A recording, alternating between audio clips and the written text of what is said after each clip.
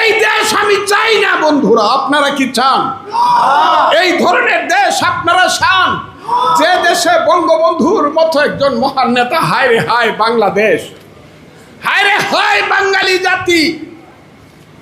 একটা লোক জীবনের যৌবন কারাগারে কাটিয়ে ফাঁসির মঞ্চে গিয়ে বাঙালিকে শিখিয়েছে তুমি কে আমি কে, বাঙালি বাঙালি।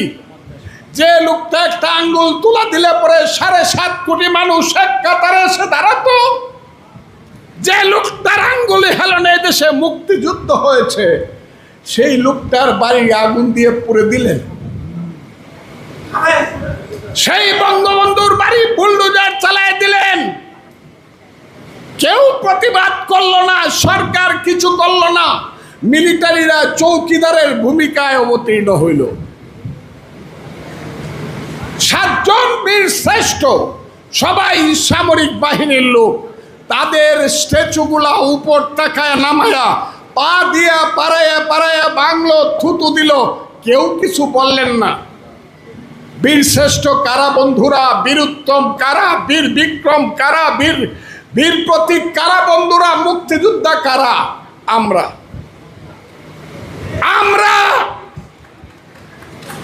এইখানে যারা বসে আছেন তারা, এইখানে যারা বসে আছেন তারা কি এই দেশে এইভাবে অপমানিত হয়ে মৃত্যুবরণ করতে চান?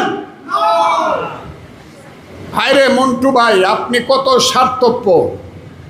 আপনি তো গিয়া বাচ্চা গেছেন, আপনি তো মরে বেঁচে গেছেন আমার মন্টু ভাই। আমরা তো বাইচা রয়েছি অপমানিত হইয়া মরবার জন্য। আপনি মরে বাচ্চা গেছেন মন্টু ভাই, আমরা বাইচা রয়েছি গলায় জুতার মালা নেওয়ার জন্য, গালে জুতার বাড়ি খাওয়ার জন্য। মুক্তিযোদ্ধা শুনলেই মারতে আসে। আজকে শুনলাম একটা পরীক্ষা হয়েছে, আগের থেকে ইনকোয়ারি করাইছে, মুক্তিযোদ্ধার ছেলে যারা আছে, মেয়ে যারা আছে, তাদেরকে পাশ করতে দেওয়া যাবে না।